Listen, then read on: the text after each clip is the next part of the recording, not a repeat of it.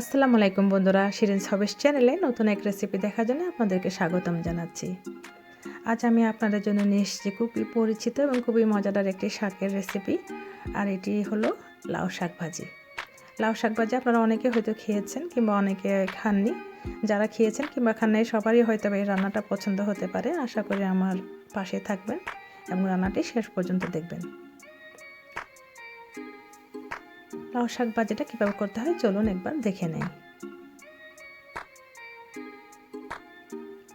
প্রথমে একটি কড়াইতে আমি তেল দিয়ে দিচ্ছি। অন্যান্য শাকের তুলনায় এই শাক ভাজিতে তেল একটু বেশিই লাগে, তো আমি একটু বেশি করে তেল দিয়ে দিলাম। এবার তেলটা গরম হয়ে আসলে দিয়ে দিব রসুন কুচি। এই শাকে আমি রসুন এবং পেঁয়াজটা একটু বেশি ব্যবহার করব। এবার রসুনটা আমি হালকা বাদামি করে ভেজে নিচ্ছি।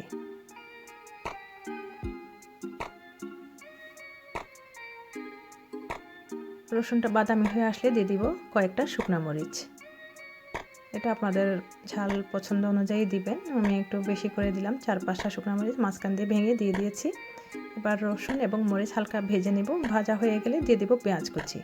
এখানে পেঁয়াজটা আমি একটু বেশি দিয়েছি, 3/4 কাপ। এই শাক ভাজিতে পেঁয়াজ এবং রসুনটা বেশি দিলেই খেতে মজা লাগে। এবার পেঁয়াজটা আমি একটু ভেজে নিচ্ছি। অন্যদিকে আমি শাকগুলোকে কেটে ভালো মতো ধুয়ে পানি ঝরিয়ে নিয়েছি। পেঁয়াজটা যখন একটু নরম হয়ে আসবে এ পর্যায়ে দিয়ে দিব কেটে রাখা শাক। আর আপনারা চেষ্টা করবেন এই শাকটা ঢাকনা ছাড়াই রান্না করতে। ঢাকনা না দিলে শাকটা একদম সবুজ থেকে যাবে শেষ পর্যন্ত। এবার নেড়ে চেড়ে শাকটাকে আমি একটু সিদ্ধ করে নিব। দিয়ে দিচ্ছি লবণ পরিমাণ মতো। আপনারা লবণটা পরিমাণ বুঝেই দিবেন, যেহেতু শাকটা সিদ্ধ হয়ে আসলে অনেকটা কমে যাবে, প্রায় অর্ধেকটা হয়ে যাবে, তাই লবণটা সেই হিসাব করেই দিবেন।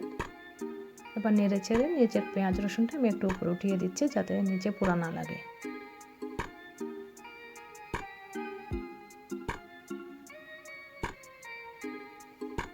দিয়ে দিচ্ছি অল্প হলুদ।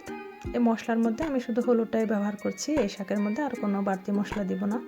এবার উল্টে পাল্টে শাকের পানি দিয়ে শাকটা আমি সিদ্ধ করে নেব। বাইরে থেকে আর এক্সট্রা কোনো পানি দিচ্ছি না আমি। এবং ঢাকনা না দেওয়ার কারণ দেখুন শাকটা একদম শেষ পর্যন্ত সবুজ থাকবে।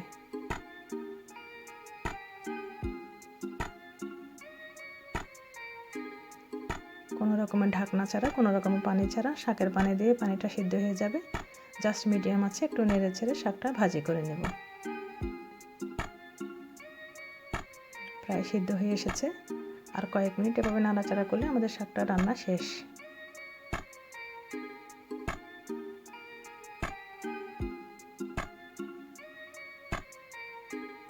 এই পর্যায়ে দিয়ে দিচ্ছি ধনেপাতা। ব্যাস আমাদের রান্নাটা শেষ। এখন আমি সার্ভ করে দেখাচ্ছি কতটা ইয়ামি হয়েছে আমাদের শাক। দেখলেন তো বন্ধুরা, কত সহজে রান্না হয়ে গেল মজাদার লাউ শাক ভাজি। তো আশা করি আমার এই রান্না আপনাদের ভালো লেগেছে। আর ভালো লেগে থাকলে আমার চ্যানেলটা সাবস্ক্রাইব করার অনুরোধ রইল। আর এতক্ষণ আমার সাথে থাকার জন্য আপনাদেরকে অসংখ্য ধন্যবাদ। আগামীতে নতুন রেসিপি দেখার আমন্ত্রণ রইল। ততক্ষণ পর্যন্ত আল্লাহ হাফেজ।